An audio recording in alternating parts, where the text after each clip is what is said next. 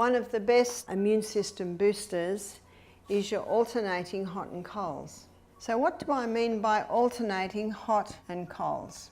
A lot of people fear a fever, but when you think about it, God designed the fever to play a role in fighting disease. And for centuries all through Europe, health centres have used fevers to heal illnesses. Because when the temperature rises, then the production of your white blood cells that are made in your bone marrow with your red blood cells, the lymphocytes are the only ones that are made in the lymphatic system. But when the temperature rises, your immune system production also automatically increases. Temperature rises for a reason.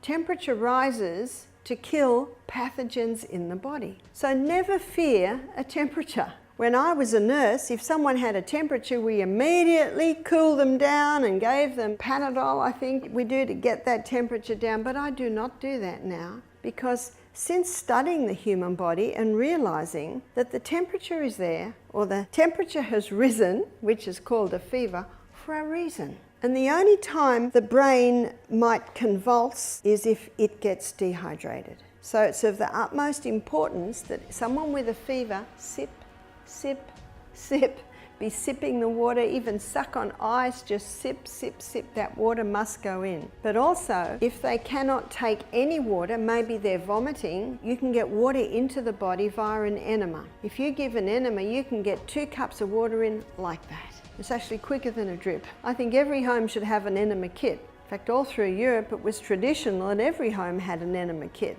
because when someone was sick, they found that they always began to heal a lot quicker if their bowels were emptied. But if they had a fever, they'd put water in that way, and because increasing the hydration of the body helps to cool the body. 3 things to remember with a fever. Fever is your friend. It's there for a reason. And when all the rubbish is burnt up, the fire will go out. So one of its purpose is to burn the rubbish. And number 3, water puts the fire out. So what do I mean by that? You can use water to reduce that fever. The most powerful way is drinking it. So as much as you can, just sip, sip, sip, sip the water.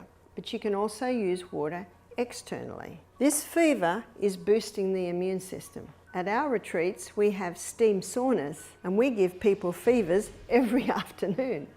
They go into the steam sauna, and the steam gets them very, very hot. Then they have a cold shower or cold dunk, and then back into the steam bath. Usually by the 3rd steam bath, their temperature can be up to 40, which I think might be, that's Celsius. Fahrenheit, it might be, I think, a little bit over 100. And you always end with cold. Now that alternating hot and cold, alternating the fever and the cold dunk, alternating these hot and colds, it does a massive boost to the bone marrow to make more white blood cells, more red blood cells. So it's an excellent tool, and it's been acknowledged for thousands of years, fever bath treatments or steam sauna treatments, to actually create that fever, to help fight disease. So one way you can do it at home, you might not have a steam sauna, not many people do. What you can do is after every hot shower, have a cold rinse. Now start with 10 seconds, and this isn't 1, 2, 3, 4, 5, 6, 7, 8, 9, 10. This is 1 and 2 and 3 and 4. 10 seconds can be a long time when you've got cold going on you. And then little by little every day, go up a couple of seconds, go up a couple of seconds more. And the best time to do those alternating hot and colds is after your exercise.